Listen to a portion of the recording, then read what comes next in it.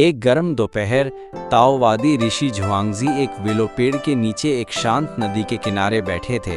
उनका मन ऊपर तैरते बादलों की तरह भटक रहा था। सोंग शहर में विद्वानों के साथ बहस करने से थके हुए उन्होंने अपनी आंखें बंद की और एक जीवंत सपने में खो गए।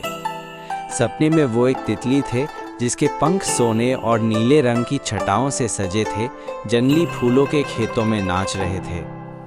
तितली को कोई चिंता नहीं थी, न कोई नाम न कोई अतीत, केवल फूलों से फूलों तक उड़ने की खुशी हवा के साथ बहते हुए। यह अनुभव इतना वास्तविक था कि झुआंगजी पूरी तरह से स्वतंत्र महसूस कर रहे थे, मानवीय चिंताओं से मुक्त।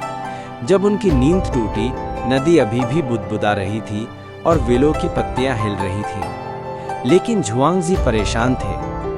उन्होंने अपनी आंखें मली और बुदबुदाए, क्या मैं झुआंगजी था जिसने तितली बनने का सपना देखा, या मैं अब एक तितली हूं जो सपना देख रही है कि मैं झुआंगजी हूं? वे इस विचार पर हंसे, फिर भी ये उनके मन में रहा।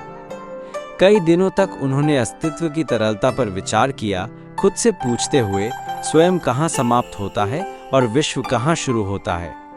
यदि जीवन एक सपना है तो वास्तविक क्या है?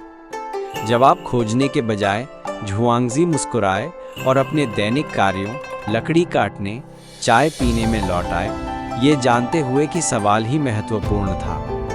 उन्होंने ये कहानी अपने शिष्यों के साथ साझा की, जो इसे समझने की कोशिश में उलझ गए। लेकिन झुआंगजी ने केवल इतना कहा, रहस्य को अपना मार्गदर्शक बनने दो।